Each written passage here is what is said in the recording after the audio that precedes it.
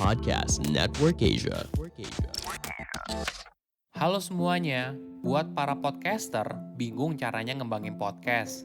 Nah, coba cek Podmetrics deh.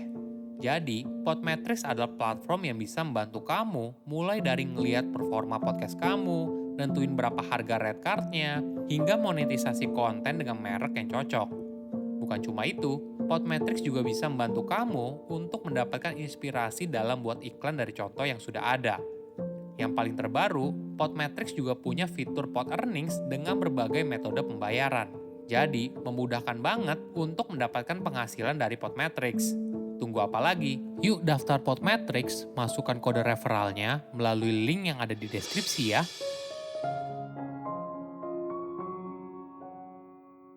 Kerja lembur bukan tanda produktivitas.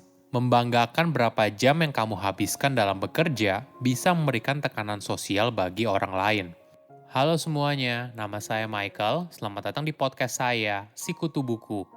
Kali ini saya akan membahas fenomena hustle culture, kerja keras bagai kuda. Mungkin kamu tidak asing dengan istilah ini. Banyak orang mengagungkan jam kerja yang panjang, dan ini adalah cara untuk mencapai kesuksesan di era sekarang. Apakah ini merupakan cara kerja yang ideal? Atau malah cara kerja ini berdampak negatif dan mengurangi produktivitas? Sebelum kita mulai, buat kalian yang mau support podcast ini agar terus berkarya, caranya gampang banget. Kalian cukup klik follow. Dukungan kalian membantu banget supaya kita bisa rutin posting dan bersama-sama belajar di podcast ini.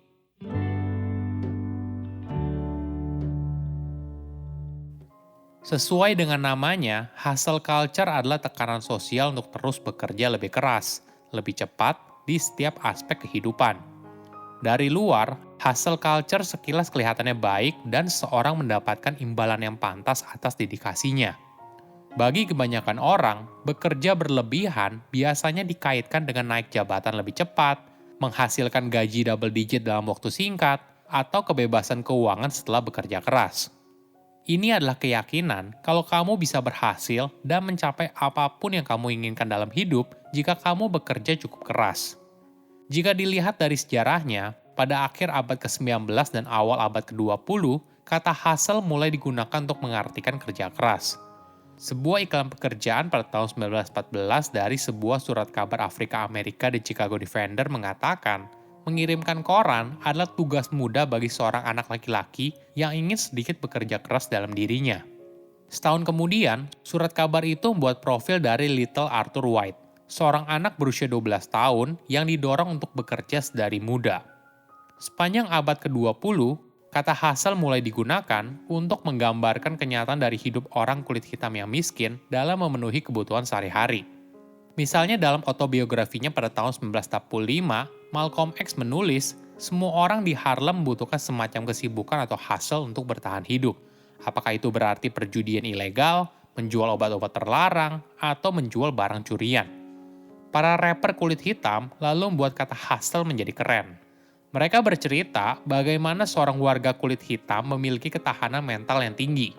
Dalam liriknya, walaupun mereka mengakui hustle yang dilakukan oleh banyak warga kulit hitam berisi kegiatan ilegal, namun yang ditonjolkan justru dari sisi kerja keras mereka dalam bertahan hidup.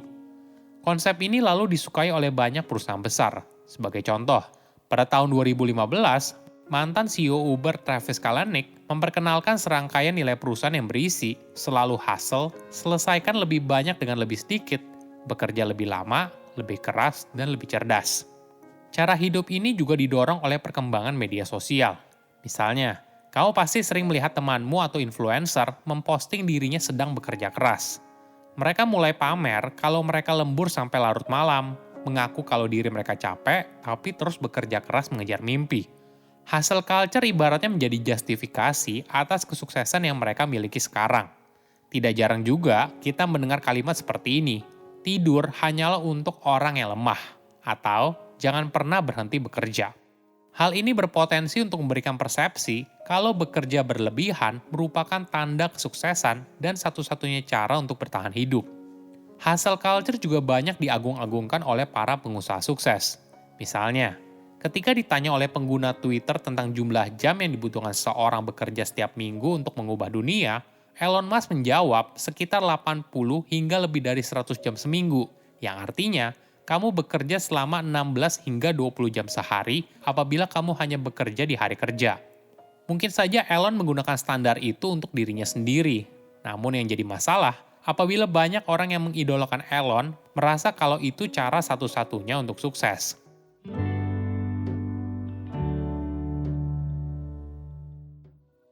Sebuah survei menemukan 83,8% responden menganggap bekerja lembur sebagai kejadian normal. Sementara 69,6% mengaku mereka secara rutin bekerja di akhir pekan. Selain itu, 60,8% dari mereka merasa bersalah jika tidak menambah jam kerja. Ketika ditanya tentang jumlah jam yang mereka habiskan untuk bekerja per minggu, ada satu responden yang menghabiskan rata-rata 100 jam kerja per minggu atau setara dengan 20 jam sehari. Sementara sebagian dari mereka bekerja antara 75 hingga 80 jam per minggu atau setara dengan 16 jam sehari. Nah, apakah jam kerja berhubungan dengan produktivitas? Ini tentu saja pertanyaan yang menarik. Sebuah studi dari Pensaval pada tahun 2014 menemukan hubungan antara jam kerja dan produktivitas adalah non-linear. Penjelasannya begini, di bawah ambang batas 48 jam, output yang dihasilkan sebanding dengan jam kerja. Di atas ambang batas tersebut, outputnya malah menurun seiring bertambahnya jam kerja. Alasan utamanya karena karyawan yang bekerja dalam waktu yang lama dapat mengalami kelelahan atau stres yang tidak hanya mengurangi produktivitas, tetapi juga meningkatkan kemungkinan kesalahan, kecelakaan, dan penyakit yang malah berdampak negatif bagi perusahaan. Sebuah studi yang diterbitkan oleh Occupational Medicine pada tahun 2017 menunjukkan jam kerja yang lebih lama berkaitan dengan status kesehatan mental yang lebih buruk dan peningkatan gejala kecemasan dan depresi. Jam kerja mingguan yang panjang juga dikaitkan dengan berkurangnya waktu tidur dan meningkatnya gangguan tidur. Hasil ini menegaskan pentingnya mempertahankan jam kerja mingguan yang teratur dan menghindari kerja lembur yang berlebihan untuk mengurangi resiko kecemasan, depresi, dan gangguan tidur. Kita ibaratnya berada dalam masyarakat di mana orang yang bekerja berlebihan malah dianggap sebagai panutan. Mungkin beberapa orang mampu berada dalam beban kerja yang tinggi, tapi pola pikir ini bisa berbahaya.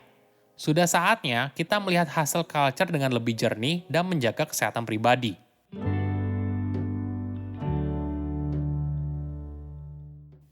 Bagaimana cara menjalani hidup yang lebih seimbang?